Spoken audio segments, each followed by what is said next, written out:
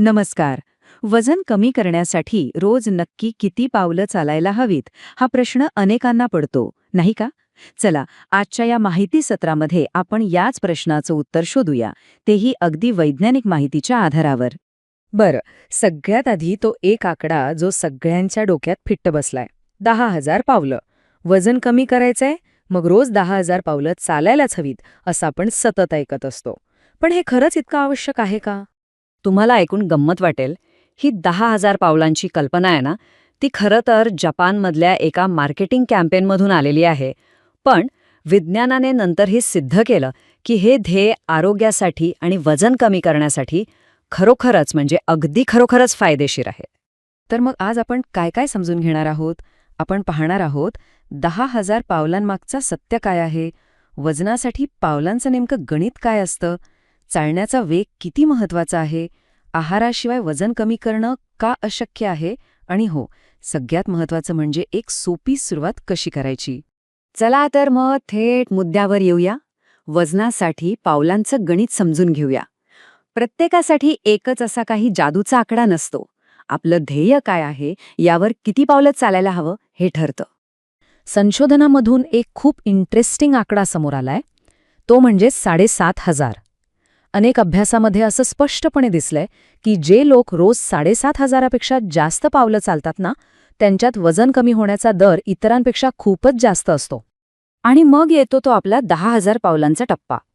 जर वजन लक्षणीयरित्या कमी करायचं असेल आणि विशेषतः पोटावरची चरबी कमी करण्यावर लक्ष केंद्रित करायचं असेल, तर मग 10,000 पावलांचं ध्येय ठेवल्याने खूप चांगला परिणाम दिसतो.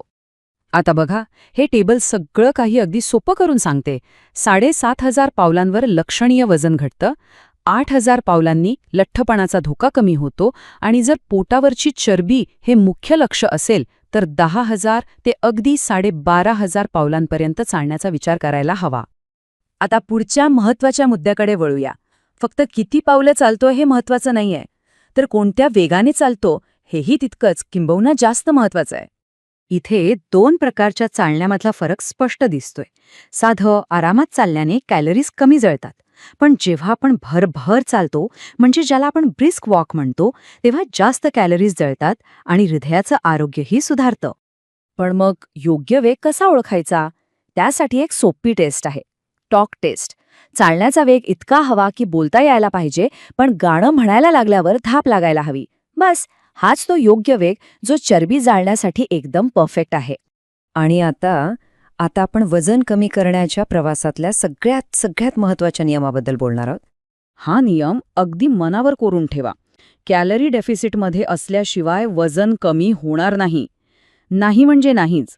कितीही चाललात, पण जर खाण्यावर नियंत्रण नसेल तर सगळी मेहनत पाण्यात जाऊ शकते. मग हे कॅलरी डेफिसिट म्हणजे नेमकं काय? अगदी सोप्या भाषेत सांगायचं तर, दिवसभरात आपण जेवढ्या कॅलरीज खातो त्यापेक्षा जास्त कॅलरीज खर्च करणे. जेव्हा असं होतं तेव्हाच शरीर साठवलेली चरबी वापरायला सुरुवात करतं. हा तक्ता बघा, किती छान माहिती देतोय. 10,000 पावलं चालून किती कॅलरीज जळतील हे प्रत्येकाच्या वजनावर अवलंबून असतं. उदाहरणार्थ, 54 किलो वजनाची व्यक्ती साधारण 300 कॅलरीज जाळेल, तर 82 किलो वजनाची व्यक्ती 420 पेक्षा जास्त कॅलरीज जाळू शकते. आता बघा, एका बाजूला आपण चालण्याचा व्यायाम करतोय, पण दुसऱ्या बाजूला काही सवयी या मेहनतीवर पाणी फेरू शकतात.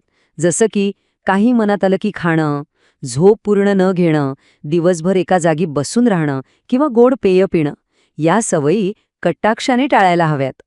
चला, आता सगळ्यात व्यावहारिक भागाकडे येऊया. ही सगळी माहिती तर मिळाली, पण सुरुवात कशी करायची? आजपासूनच काय करता येईल? तर सुरुवात अगदी सोपी आहे. फक्त 3 पायऱ्या लक्षात ठेवायच्या आहेत. पहिली पायरी, सध्या रोज साधारण किती पावलं चालणं होतं याची नोंद करा. दुसरी पायरी, रोजच्या सरासरीमध्ये फक्त 1 ते 2,000 पावलं जास्त चालण्याचा प्रयत्न करा. आणि तिसरी पायरी, हळूहळू टप्प्याटप्प्याने 7,000 ते 10,000 पावलांचं ध्येय गाठा. आणि हे करणं अजिबात अवघड नाहीये. लिफ्टऐवजी जिन्याचा वापर करा. गाडी नेहमीपेक्षा थोडी लांब पार्क करा. कामाच्या ब्रेकमध्ये एक छोटी चक्कर मारून या, किंवा मित्रांबरोबर गप्पा मारत फिरायला जा. या छोट्या छोट्या बदलांमधूनच मोठी सुरुवात होते. आणि जाता जाता एक गोष्ट नक्की लक्षात ठेवा, या सगळ्यामध्ये सर्वात जास्त महत्त्वाचं काय असेल तर ते आहे सातत्य. रोज थोडं चालणं हे कधीतरी एकदाच खूप जास्त चालण्यापेक्षा नेहमीच जास्त फायदेशीर ठरतं. तर मग आजपासूनच सुरुवात करायची ना?